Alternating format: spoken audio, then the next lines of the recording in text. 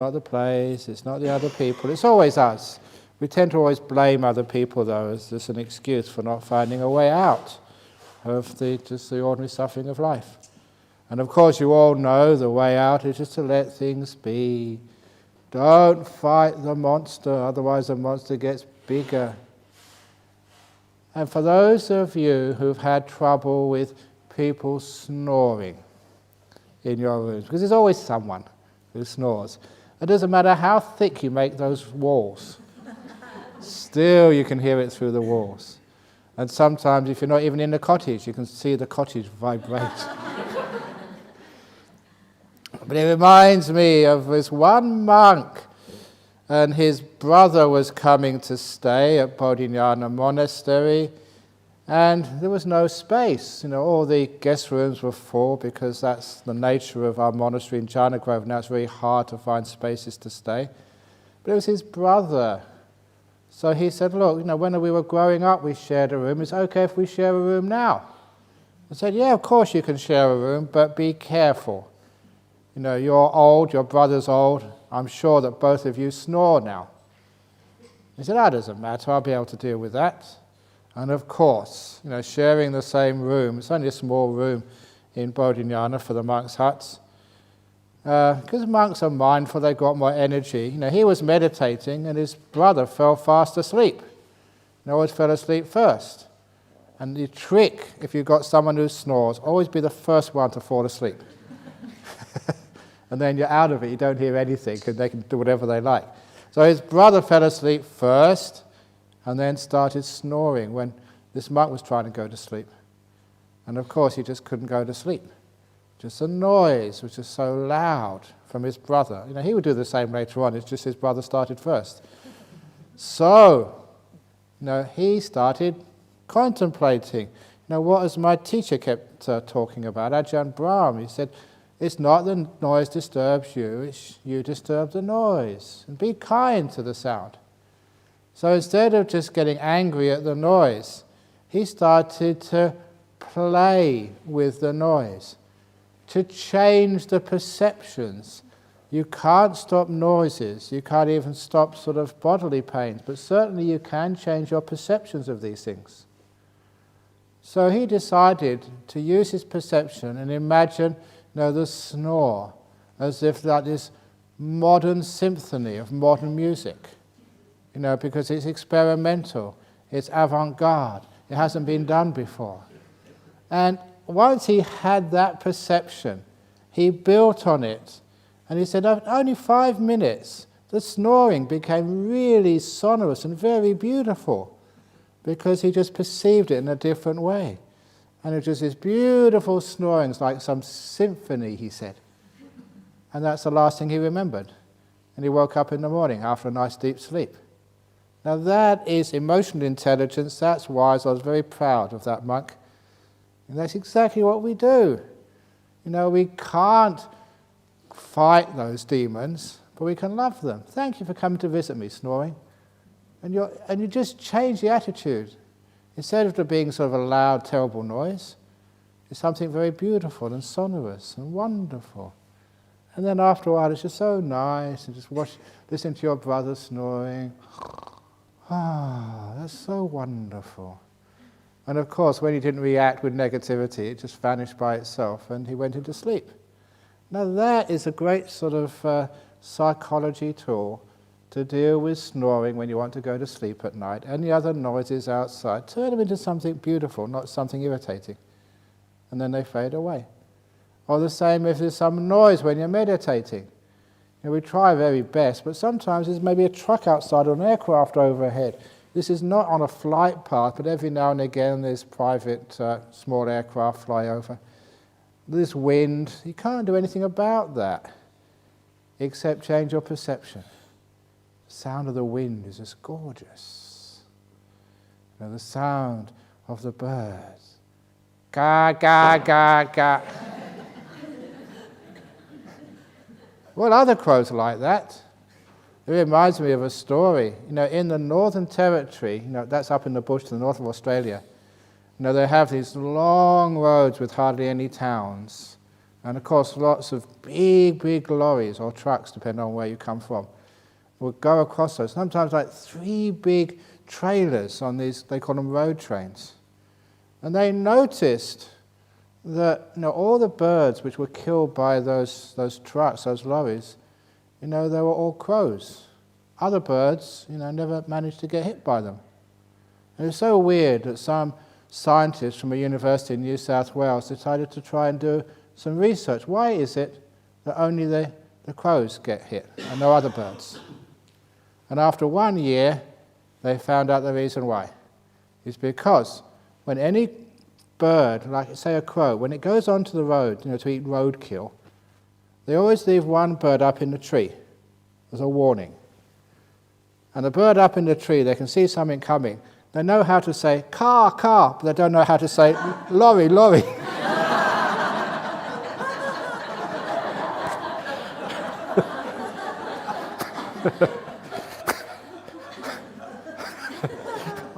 I do apologise for the very silly jokes.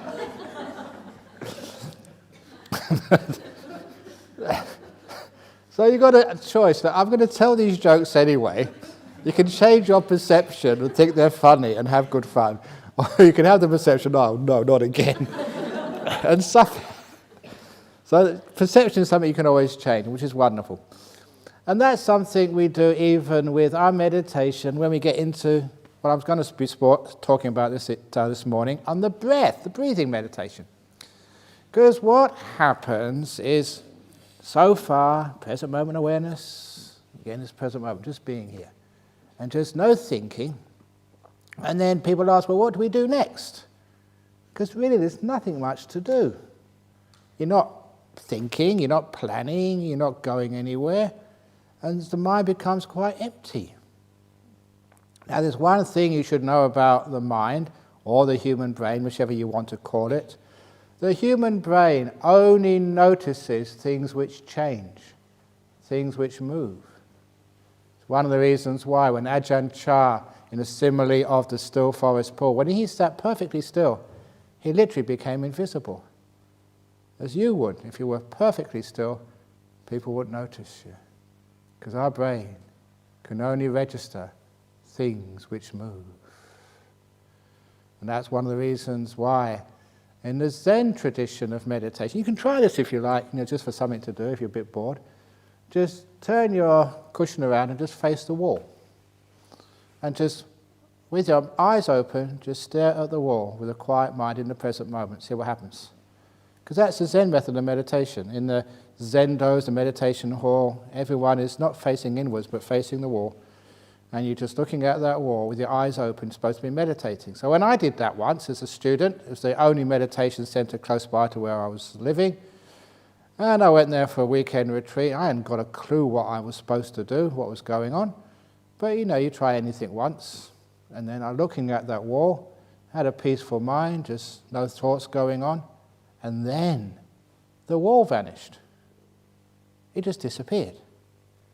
Now remember, this was the 60s and early 70s. That was cool.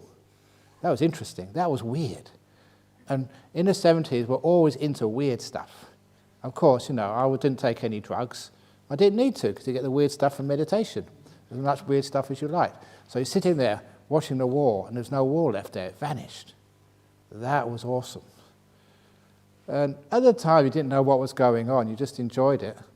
Because I was never actually scared. You always wanted to, when you're very young, you're like that. You want adventure, you want to sort of push boundaries, you want to try things no one else has tried before. And you had that sense of adventure when you were young. So when I saw the wall disappear, I wasn't scared at all. I thought, wow, this is really interesting. And also, I was a scientist as well. So why did the wall disappear? And of course, then you figured it out.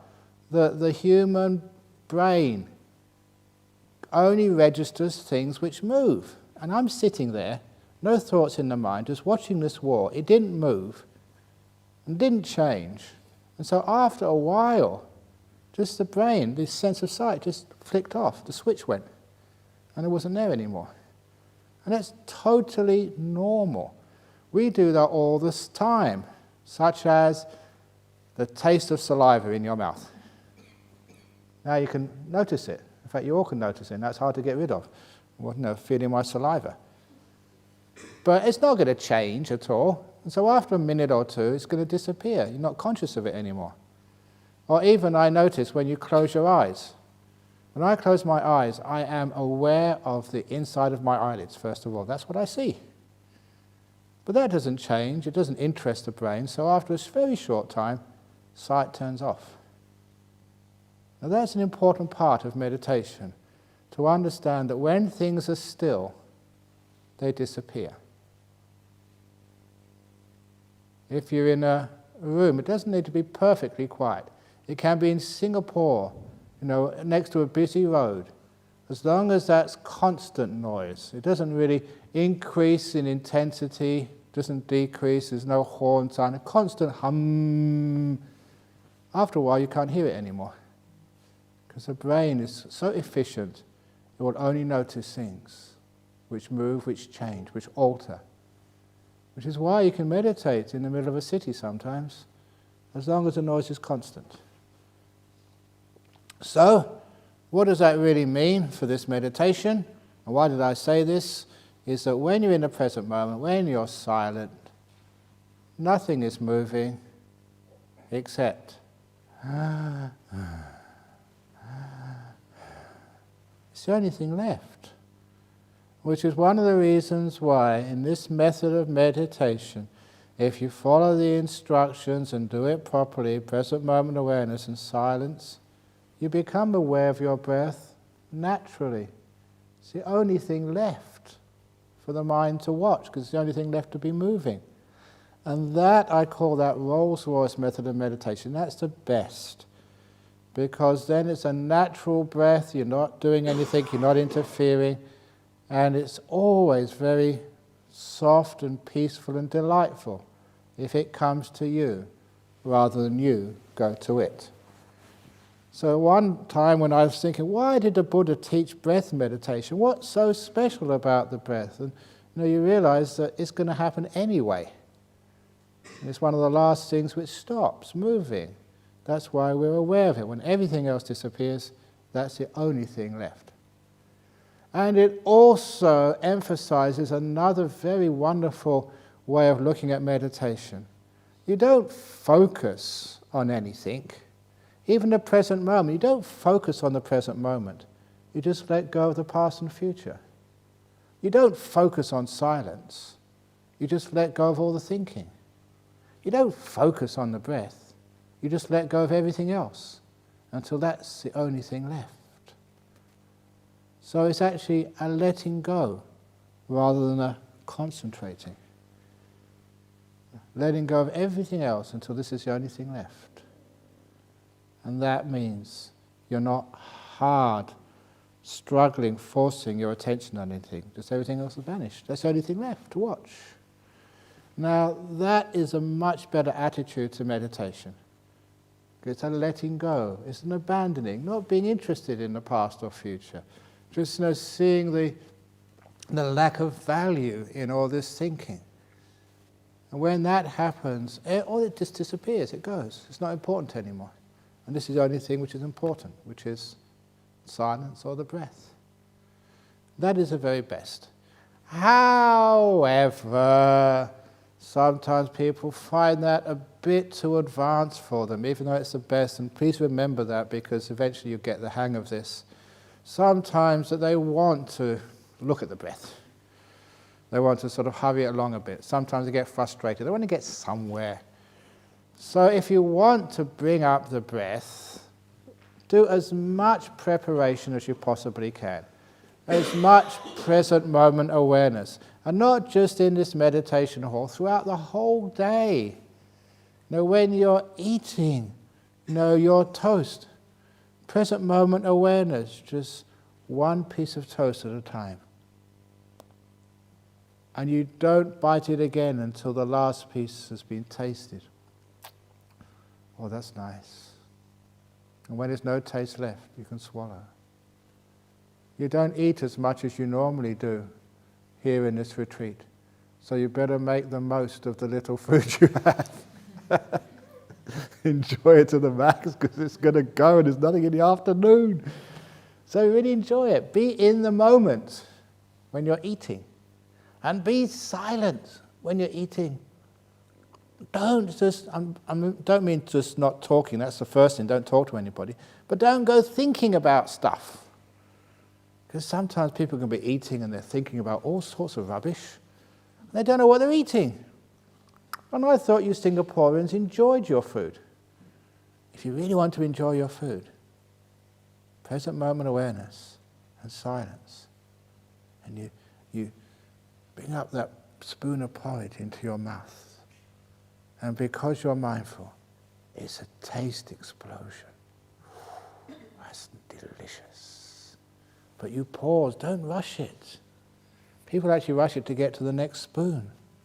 What are you doing? The next spoon will come to you. Enjoy the spoon in your mouth right now. Get the most out of it. Suck as much taste and deliciousness out of the food you can. That's what actually mindfulness does. It makes you enjoy life more. One thing at a time. Doing things in this moment and silently. The method which another monk pointed this out years ago, and it's such a very good insight. You should see when many people are eating, you actually see this, it's like that people forget about what I say. You see people doing this at lunchtime. Eating with a spoon, say. One mouthful is in your food being chewed. Another one is already on your spoon, waiting in line. And another one is heaped up, number 3. And you're looking about what's going to be next. And it's amazing, just even eating, just how we are 3 or 4 mouthfuls ahead of ourselves all the time. And when you notice that, you think, how stupid that is. What do we do that for? You've got all the time in the world to finish your food, and you don't have to go to work afterwards. You've got time, so enjoy the food. 1 spoon at a time. And you're eating this food, and as the food is in your mouth, your spoon or chopsticks, whatever you use, is empty.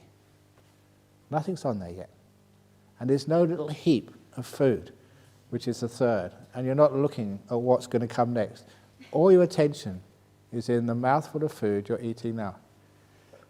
It's a great little piece of exercise of present moment awareness, just being here. And even like having a cup of tea, just 1 mouthful at a time. And you put the cup down and just enjoy it. It's very wonderful when you can do that. That's mindfulness practice, which is present moment awareness and silence, but it also gives you a lot more happiness. You start to really enjoy life more. Even just like food. Or, when eventually you go to bed at night, especially you've been meditating, sitting up, walking, and you lay down in this beautiful bed, you can stretch out. Isn't that wonderful? First time, when I go to bed, you stretch out, oh, this is nice. My legs are a bit sore because of meditating. You stretch out. I really enjoy that. And I don't let it disappear too easily. Mindfulness, present moment awareness and silence. I'm not started thinking, what am I going to do next? What am I going to dream about? What's going to happen? No, I'm enjoying. The bed is one of the most comfortable places you can possibly have. So sometimes I lay back in there and enjoy it. And I say, I don't want to go to sleep. I want to enjoy my... And sometimes if I can't go to sleep, for some reason, too much tea or something, if I can't go to sleep, I think, why should I go to sleep? This is the most comfortable place in the whole monastery, in my bed. I don't want to go. This is cozy. Have you ever woken up in the morning and it's so cozy and warm in your bed you don't want to get up? That's what it's like when you go to bed as well. Why waste that wonderful experience by going to sleep? So I lay down there, and I don't want to go to sleep. This is just too comfortable. I just want to enjoy it, just laying back here, stretched out, warm and cozy. I don't want to go to sleep. And of course, the next thing I notice, I wake up in the morning. It's simple psychology. When you want to go to sleep, you can't. Wanting causes stress. When you don't want, you just, it doesn't matter, I don't want to go to sleep. Then you go to sleep. Just like many people here, they tell me, all retreats, it's the same. When they're meditating, especially in the afternoon or late at night, they fall asleep. You see them down here, half asleep. So they think, I'll go to bed now. So they go to bed and they lay down and they can't go to sleep. When they meditate, they fall asleep. When they're in bed, they're awake. So what's the solution? It's an easy solution. When you come in here, bring your pillow. Sleep properly. When you go back at night, meditate. Play around like that. Anyway, back to the breath. So first of all, the breath comes up naturally. But sometimes, we can actually just invite the breath in. Now, I must admit, I was taught by lay people when I first started meditation, and they said, concentrate on the breath. It's not a good idea. Number one, meditation is nothing to do with concentration. That's one of my evil words. When people say concentration in the monastery, I tell them to wash out their mouth. Never say it. And I do that because word concentration has caused so much suffering for meditators. The word is samadhi. And sometimes it's the eighth factor of the Eightfold Path, right samadhi. And too many people call it right concentration. And that is stress. And it has a very bad associations.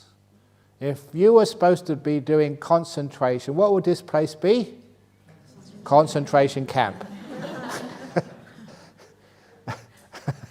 And I'd have guards at all the cottages and wake you up in the morning. And towers with machine guns to make sure if anyone breaks noble silence, rat-a-tat-tat-tat, shoot you for breaking the rules. It's not concentration. And concentration, you can know, comes with force. That's when you're at school. Concentrate. Come on, concentrate. That tires you out. So it is not meaning concentration. Samadhi is stillness. And if there's one thing which I've achieved as a monk, is I'm still working on, is pushing that point. It's stillness, not concentration. That changes the whole idea of meditation. From not something you do, but something you let happen. Because you can't make the mind be still. You can only let it be still. So it's stillness. So if you're going to watch the breath, it is breaking the stillness, but it doesn't really matter so much at the beginning of meditation. You can just invite the breath in. It's doing something. But when it comes in, you don't hold it hard and tight. Your breath is not your maid. Some of you have maids in Singapore, which you order and tell what to do, because that's your right, up to a certain point.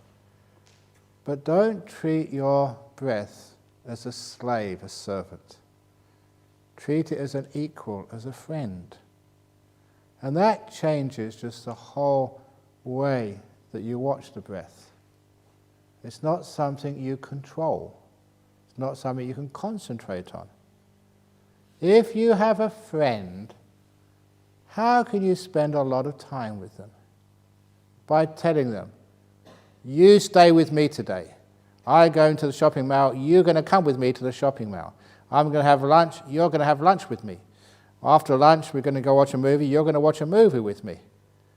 Has any of you ever done that with a friend? Tell them how to spend the day with you? And if you did, the friend would run away. They'd never want to get close to you anymore. Because you're a control freak. But if you have a friend, you say, you free today? Yeah, free. Where do you want to go today? Oh, let's go shopping. So, okay, go shopping. And if you don't treat your friend as a slave to be told what to do, and then she says, well, where do you want to go? Yeah, let's go for a cup of coffee. And then afterwards, what do you want to do now? Oh, let's go to the temple. When you work together like that, you like hanging out with such a person. They're a good friend. Now that is what happens with your breath. If you try and control your breath, you come in long. Breath, you go out long. What's going to happen? Your breath is going to run away from you. It's not going to stick around. Where's my breath gone? I'll tell you where your breath has gone. It's hiding. It's trying to escape at all costs from you, you control freak monster. So that is not how to watch the breath, by controlling it. You just let it come in, let it go out. And those first two stages of anapanasati, watching the long breath and the short breath, they're not something you have to do one after the other. It's just take your choice, one of those or the other. Or just, when I started meditating on the breath, I thought, well, what happens if your breath is not long and not short? It's, it's in the middle, which is the usual breath. That means I'm not doing anapanasati. I'm not following the instructions of the Buddha. I've got to make it long, I've got to make it short, but it doesn't want to be. It's in the middle somewhere. I must be doing it wrong. And of course you're not doing it wrong. It just means at the very beginning when you're watching your breath, make it interesting. To make it interesting, you just say, well, no, is it long or is it short? Is it in the middle? Is it about 2/3? Or is it just extremely long? Or is it really, really short? Or it just gives you something else to watch. But you don't force it, you just watch it as it is. What it happens to be right now. It's just the first two stages is giving you something of interest with the breath. And the same goes with what I was mentioning yesterday with using a mantra with the breath. Breathing in peace. Breathe out, let go. That's one of my favorite ones which I teach, and I practice that sometimes, teach to lay people when they start watching the breath. Because when you say breathing in peace, it's not just watching the breath, it's giving it some extra, a bit of packaging to make it interesting, a bit of spice in your food, salt and pepper or whatever else you put on the things. It just makes it a little bit more tasty and interesting for you. And also that the whole idea of breathing in peace, it's a beautiful thing to have peace and just breathe it in and have more peace. And let go of any sort of pain, anger, sickness, tiredness, whatever it is you have, fear, just the idea of breathing out, let go. It's great. And again, this is very common, with people with things like cancers and other diseases. They breathe in like health, energy, whatever it is, purity. They breathe all that in. And then they breathe out, the cancer, they breathe out the tumor, little by little, just feel it just going out of your body. And the mind is very strong, it's powerful. If you keep doing that and believe in it, it actually works. Because the mind is a forerunner, and what you imagine usually comes true. And you can actually do that. And that's a great thing for people with cancer and other stuff, and they do get sort of good results that way. Just the imagination. Sometimes they're breathing in a big healing light. They call it the white light. I don't know why they call it the white light. And for me, I prefer brown. But anyway, it doesn't matter. Everyone likes their own colours. So breathing in the white light, which is supposed to be healing and pure, and breathing out this dark energy, whatever it is. Now that actually, you make up your own mantra, what works for you, and it actually does work, because it makes the breath interesting. You're breathing in, it's breathing in the white light, breathing out, so all the toxins or whatever. It does actually work. So that actually counts as stage 1 and stage 2 of anapanasati. It just makes the breath interesting. But of course it is doing quite a lot. People say, what do you mean it's only doing a small amount? It makes most people very peaceful because it's far, far less mental activity than they usually do. So it's still pretty good. But if you want to go deeper, once the breath is there, you don't need to add all these crutches and supports for it. You just watch the breath without any of these long or short or mantras or whatever. You just know the breath. And again, if it's a friend, if you've got good attitude towards it, of course it stays a long time. When people say, well, why am I watching the breath and it vanishes? It is because you don't like it. You've got a wrong relationship with your breath. You control it. Anything you like stays with you a long time. Just naturally, you don't have to force it. I know some people who can sit perfectly still for an hour and a half with hardly moving at all when they're watching a movie. But you sit down here, 5 minutes, 10 minutes, now I've got to get up. Why is that? Because the movie is interesting. You get into it, you get involved in it, it's fun. Now, I saw that that is how we have to do some meditation. And not by watching movies, but by looking at your breath and getting some fun with it. Now, the delight in the breath, it does happen naturally sooner or later. Simply because, well, I think I said yesterday, last night, an important, fundamental thing to understand about meditation. The more still you are, the less going on in your mind, the more powerful your mindfulness, the happier you are. You start getting mental energy. And the full explanation of this, and I repeat this many times because this is crucial to understanding how meditation works. Two parts of the human mind. One is called doing, thinking, planning, controlling. It's the active part of the mind. And the second part of the mind I call the knower. It can listen, it can feel, but it doesn't react at all. It is mindfulness. It just knows, but doesn't do anything. Now, of those two parts of the mind, I call it knower and doer.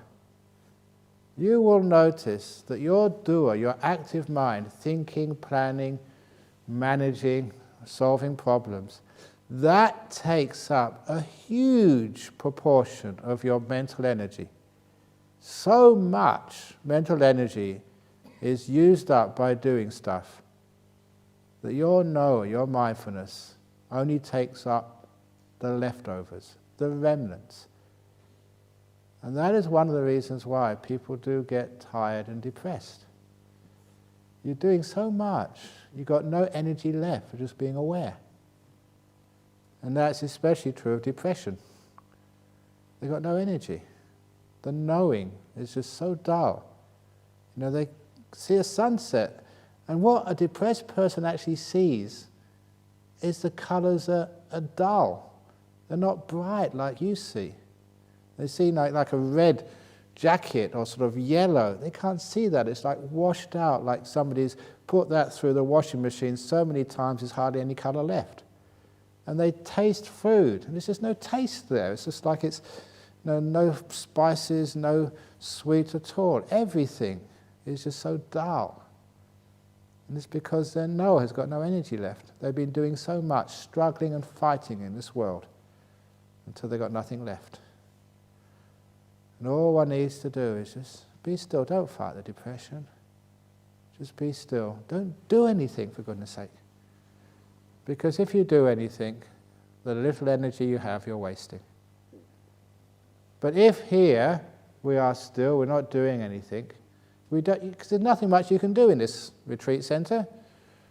After a little while, because you're doing less and less and less and less, the energy which will usually be wasted on thinking, managing, complaining, remembering your past, planning your future, all that energy is now free.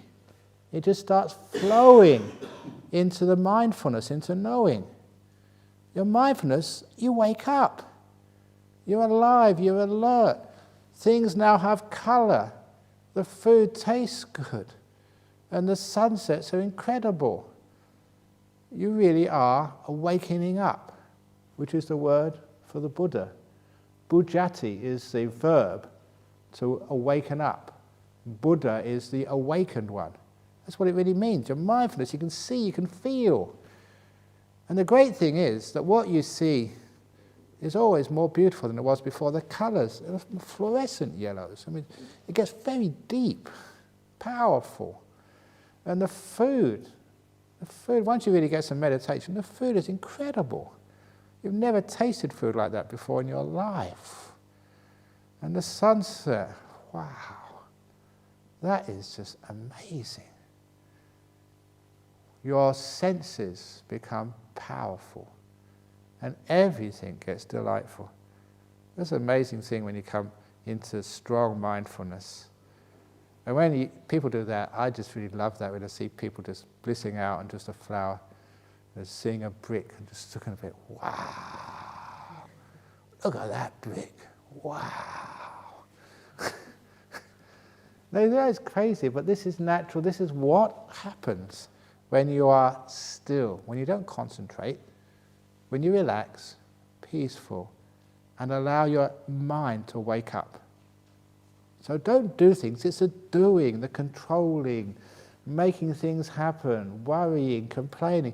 That just gets all the energy away. So try and just contain that leaking energy, and then it all builds up, and you get so aware, so happy, so alive. It's a lovely thing to be. Yeah, you're not going to sleep much at night, who cares? You're just too happy, having a great time. Now, the reason I say that is because when you go to breath meditation, if you do it right, after a while you're so still, you know, you haven't, your energy, you wake up, you can see the breath, and wow, it's beautiful. This beautiful breath. And you've heard me say this before, the beautiful breath, the delightful breath. What do you mean, delightful breath? You've been breathing all my life. It's not delightful, it's not unpleasant, it's just breath. How can that be delightful? And it does become delightful. That's how it appears, which is why that is a stage of meditation. It is actually the fifth stage of anapanasati, the delightful breath. But first of all, you know, I did go I said I was going to do the 16 stages again. The first stage is watching the short breath or the long breath. That's stage 1 and 2. And then seeing the whole breath. In other words, you're aware enough, you don't just see in and out, you see just the beginning of an in-breath. Right to the end of the in-breath. It stops. It pauses. Then it starts going out again. See the whole of the out-breath right to the very end. That's the whole breath. That's stage 3. So you're waking up. It's not breathing in and breathing out.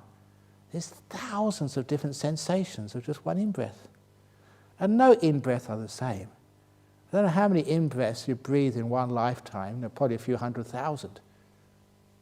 But there's no two of those 100,000 in-breaths are ever the same. Same as the out-breath. It's incredible when you really get into this. It's the same when you do walking meditation. When you do walking meditation, yeah, you know, you're watching your feet move left, right. After a while, just one step is thousands of individual little movements in your legs and in your feet. You feel, you know, your tendons tense up and your heel starts to lift off the ground. You start to see, you know, maybe you twist a little bit.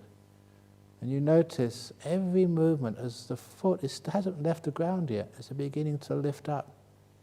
And you can feel the muscles in your leg pull the foot up as it goes up through the air. And I notice that when I walk, it doesn't go vertically up, it goes up and back a bit. And then once it's lifted up, then it goes forward in a little arc. It goes up at the end. And then it goes down onto the ground. And then it settles on the ground, and then my weight goes onto that foot, releasing the other leg to be able to walk. And I've actually rushed all of that, because I've only got an hour. Sometimes one step you can explain for a whole hour, all the different sensations which go on in there. It's incredible just what goes on. And now you're mindful enough, because of stillness, not doing very much, relaxing, you're energized enough, you can see all of that. And if you don't do that when you're meditating on the sitting down, you'll see that when you're doing the walking meditation. That will happen to you. It's really common. You start to really get into this walking, and just how you can feel all these different sensations. You become like a dancer. The dancer has to just notice the whole way the body moves. They're just so aware of everything which happens, just like you're doing Tai Chi. But you're now doing it in walking meditation. Your mindfulness is increasing. And after a while, just, you know, you see the full movement of the feet, like the full movement of the breath. And the fourth stage of anapanasati is just you calm that down. It calms down naturally. You just can't go fast. The breath starts to slow down. Because you're not doing very much, it's natural. It's not something you do, it's something which happens. Because you're not doing very much, you don't need so much oxygen. You don't breathe in so much. The breath is nice and smooth and calm. It's really nice. So, that calming the breath down is the fourth stage of anapanasati. It happens naturally, but sometimes you like to know where you are, what's going on. That's what happens. And then, of course, I jumped ahead earlier.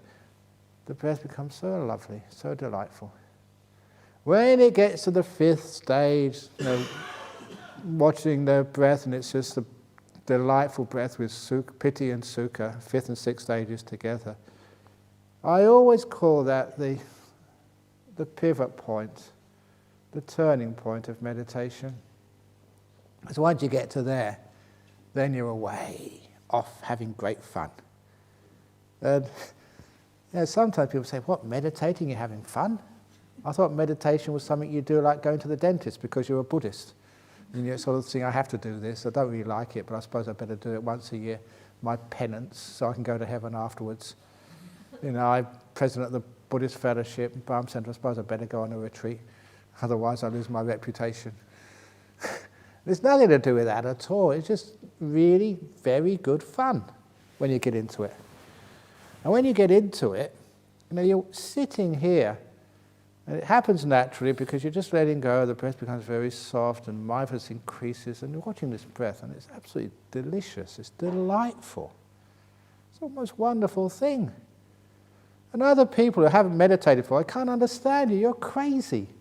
You mean watching the breath was better than watching a movie? Better than sex? Yes. You have great fun. And the test is that when you're having a beautiful meditation like that, you get to the delightful breath, breathing in and breathing out with piti sukha, then 11 o'clock, lunchtime. But I'm having such a wonderful time. So you have a choice to make, lunch or the delightful breath. When the delightful breath wins, then you're a good meditator.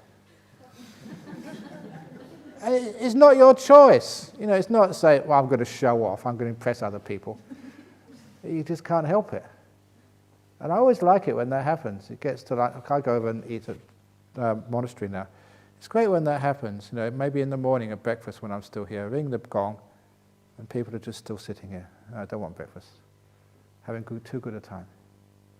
Even though you haven't eaten evening meal, nothing since the lunch the following day, 7 o'clock in the morning, the gong goes, you meditate here. Sorry, breakfast. Oh, this is good. Carry on. That always happens.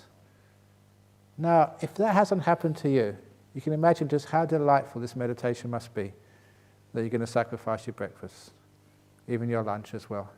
That's how it works. So this meditation is actually really, really good fun. That's why I am addicted to it. I admit that. I'm a meditation addict, a jhana junkie.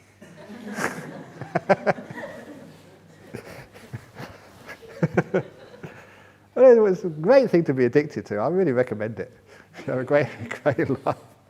No bad side effects. Actually, there is a side effect. I was told that joke before. That people sometimes say, can anything bad happen to you if you really get into this meditation, get attached to it? So yes. What is it? Do you get sick? Do you die young or whatever? So no, you lose your hair.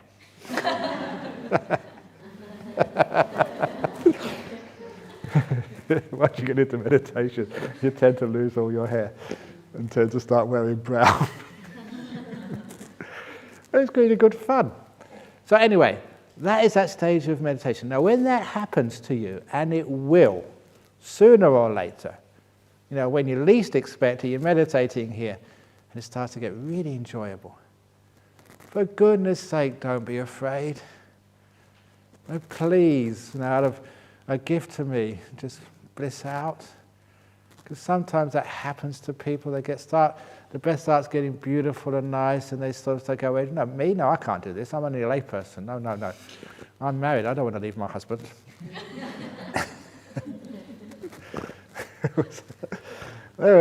Someone asked me the other day about these teachers. You go to some places and they tell you you've got first jhana, second jhana, this stage, that stage.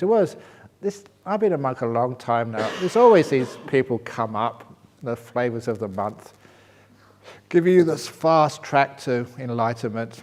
Go to this teacher, you get jhana within a few days. Nice marketing, unfortunately it's fraud. And there was this monk some time ago in Sri Lanka, and he was, saying all these people were getting jhanas and enlightenment. And people were getting sucked into that. And there's one of our members here, I shouldn't say who they are because many of you know them. And the husband was over in Sri Lanka meditating, the wife was back here. They were in maybe their mid-40s. And he would give her a call every few days. He said, "How are you going?" "I've got third jhana today." "Wow, brilliant." Another couple of days, "Yeah, the teacher said it was fourth jhana today." "Sadhu, sadhu, sadhu, amazing." The next few days, he said, "Yeah, my teacher said it was stream winning today." "Wow, that's impressive." A few days later, he said he was a once returner. And that really was the end of it. And the wife said, "You come home straight away." Because if you get to the next stage of an anagami, you won't want to go to work anymore, and we won't be able to pay off our mortgage for our house. You come home straight away. You didn't want a husband to become an arahat. You had to pay off the mortgage and work. So you pay off our debts first of all, and then you can go off and become an arahat. It was all fake stuff in the end, but people believed it. Anyway, so when you get to the delightful breath, you can feel that. You can't fake that. You feel it, and you're having a great time, and you are happy. And do you love people? Do you care for people? Now, what is the thing you want out of people more than anything else for you to be happy? And I've known you for a long time, and I care for you guys. I've known you for a long time. And what really makes me happy as a teacher is to see you blissing out.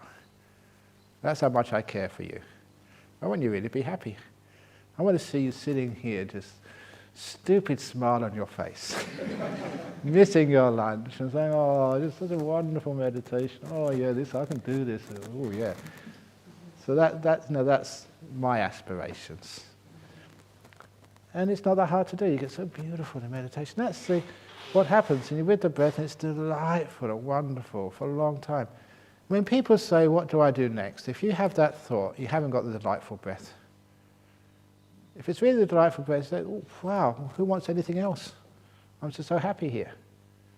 And what more do you want?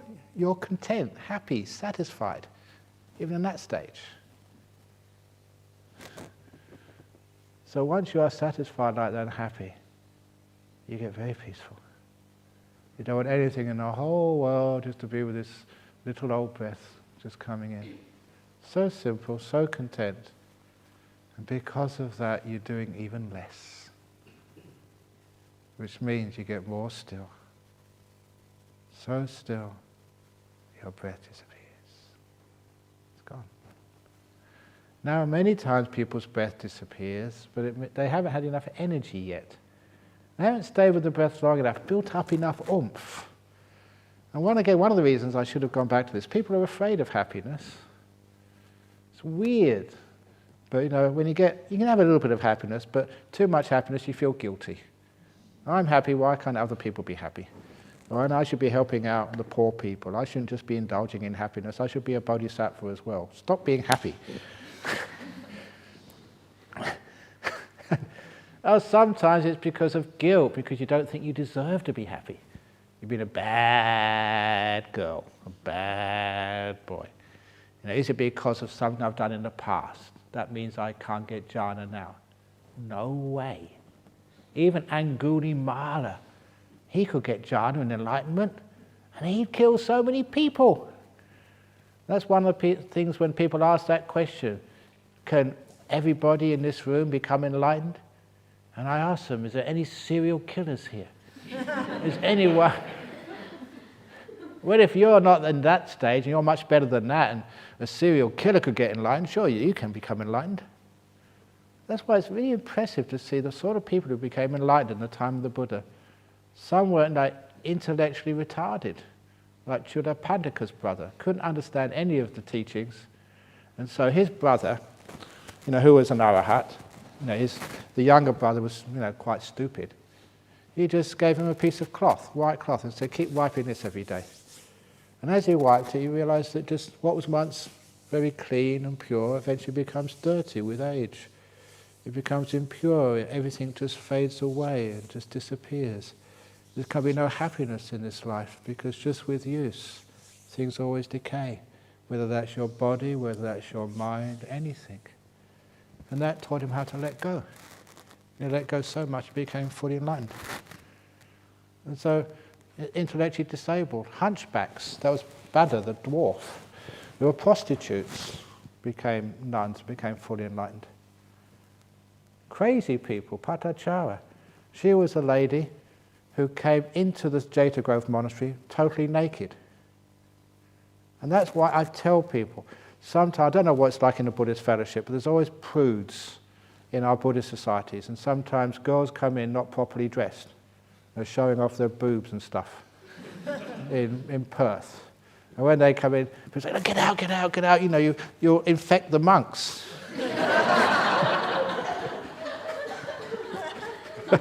It's crazy. Come on, you've been a monk long enough to not get involved in that.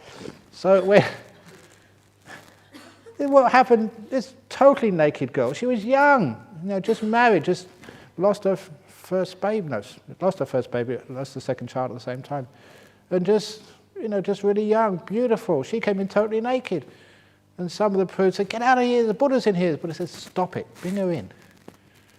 Because she was mad and crazy through the grief of losing her parents, her husband, and her 2 children all on the same day.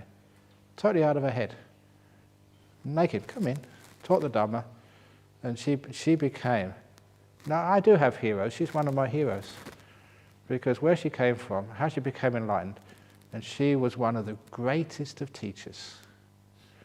That's why if you read the Therigatha, the verses of the enlightened nuns, and they always kept on saying that I was meditating for years, getting absolutely nowhere. Does that ring a bell for you? Meditating for years, getting absolutely nowhere. And then this teacher came along. And within a few days, I was totally enlightened. And all these arahats in the time the Buddha said that, and who they were referring to? This Patachara. She was one hell of a teacher. She could come along, people meditating for years, getting nowhere, and she could just point out the mistake, tell them what to do, and they were off within days. After meditating for years with great teachers like the Buddha, she could actually see, do, and they were fully enlightened. She was amazing. So anyway, that everyone can become enlightened. Even you. But sometimes we get close and, no, I don't want to. You're a bit afraid. And one thing with that meditation, when you get to the delightful breath, you're afraid of the sheer power of it. Because this is really, really powerful. You're getting out of control. Please, get out of control. Get the controller out of the way. Just let go. Go for the ride. And as I often tell you, you are perfectly safe. You've got a really good teacher in front of you. I know what I'm talking about. I know what your experience is. I've been there myself.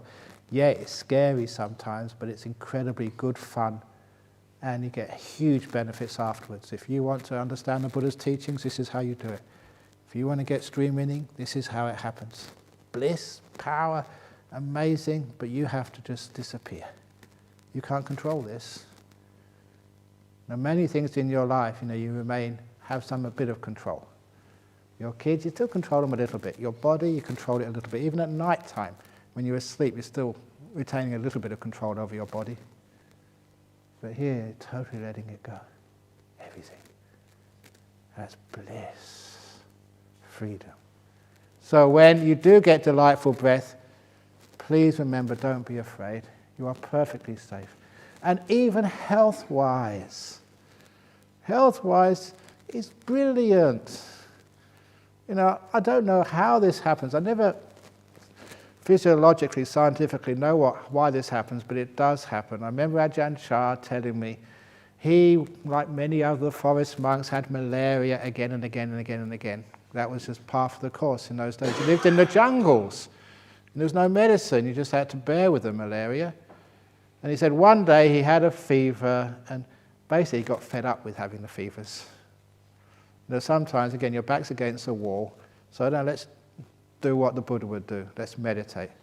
So he meditated right into that fever.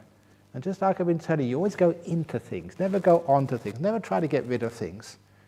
You take that monster, that fever, and you go right inside of it. You have a pain, unendurable pain sometimes.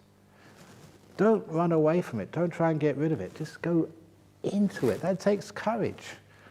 But you go right into it. And that's what Ajahn described. He went right into the middle of the fever. That's how he described it. And in the middle it was cool. But he could feel the fire around him. He said it was like being in the middle of this big conflagration. As it got hotter and hotter. In the middle he was cool and safe, but on the outside it was hotter and hotter and incredibly hot, intensely hot, and then it exploded. And that was the last time he had malaria. It went, disappeared. And I remember him telling me that story. But, I never realized, some of the things which happened to me in my early life. One of the diseases I got was scrub typhus. I mentioned that many times before about just a nurse who would come and inject me in the bum twice a day with these dull needles. And I'm not exaggerating. They were incredibly dull, blunt needles. Not like, you have injections these days. These days, the needles are just so fine. You hardly feel them. But these ones, had to shove them up on the stone before. No, they didn't do that. But, I imagine they did. They were really, really blunt. Because this nurse, no joke, she was not some petite nurse I have in sort of, she would never get a job on Singapore Airlines. This nurse was so big, old, and tough. And she took this is absolutely true, on my back, on my front, took the sort of the sabong up and bang, stab you. And with all of my loving kindness training, not her. I hated her. And my bottom was really sore after a few days of that. Wow. That's only one of the things on these days. But fever for about 3 or 4 weeks. And I remember too, it's just maybe my good karma, deciding, since I've had enough of this, and just on the bed, just deciding I'm going to meditate now. And just go right inside of it. I never realized at the time. It took years later before I joined the dots, and actually that was what Ajahn did. Right inside. I didn't actually feel any fire. I was just blissing out. And now when you feel that bad, sick, with a fever, aching bones, absolutely zero energy, never felt so tired ever since, so exhausted, so lack of any energy, not even to stand up. And go right inside, blissing out. It was so wonderful, just the contrast between the ache, the pain, the lack of energy, no happiness, no joy, and going into meditation, just, wow, this is wonderful. Such a relief. But what I never realized was that was almost certainly the time when the fever broke. They're trying all sorts of antibiotics. They never realized it was scrub typhus. They didn't know what it was. And then it broke. And then, fine, gone. A few days later, out of hospital. But what was important, it was just so blissful. You could do that even with a fever. So all you do is just go inside of things. You let go. But at least I'm not afraid of those weird stuff. Some of you think, what's going on here? Is this right? I've never done this before. Can I handle this? You can. That's one of the other nice... I love saying these things because it happened to someone recently. And I was just smiling and laughing when they were telling me. So yeah, I remember that time I did this. But they were meditating, and just they're getting nimittas coming up, but very powerful lights in the mind. And they said it was just so happy. They thought they were going to explode. They thought that no human being can take so much happiness. And I remember when that occurred to me, just really blissing out, really big time. And just, no, you can't take any more of this. but I found out you can. And that's what this person was saying, that they got blissing out and they said, "Just, this is the limit, I can't do any more." But they had enough courage to go a bit further, and they find you can take more bliss. It doesn't harm you, it doesn't hurt you. You just get really healthy, and also you just have a wonderful time and great insights, which I'll talk about later on in this retreat. How does that happen? Not by wanting it. Think, yes, okay, that's what I want. Come on, here we go. And then you come and complain to me, Ajahn Brahm, you promised me bliss better than sex, and I haven't got it yet. I've been coming here for years because of that. Where is it? You fraud, Ajahn Brahm. Because you haven't been following the instructions. Follow the instructions, for goodness sake. Remember them, just let go. Present moment awareness, silence. The breath comes to you. If you want to see the breath, just invite it in. To get it interested in it first of all. If it's not that nice to begin with, breathing in peace, breathe out, let go. Or breathe in whatever else you want and breathe out whatever else you want. Just make it interesting. It becomes really soft and peaceful and beautiful. And when it gets beautiful, again, that's where you just let go. Totally, you take off and all these other things happen. I've already gone so far into breath meditation. What did I get to? The delightful breath. And that's fifth and sixth stages of anapanasati. There's another 10 stages to go. Wow, we've only just started, but that will come tomorrow. Same time, same place. Thank you for listening. Sadhu, sadhu, sadhu. There we go.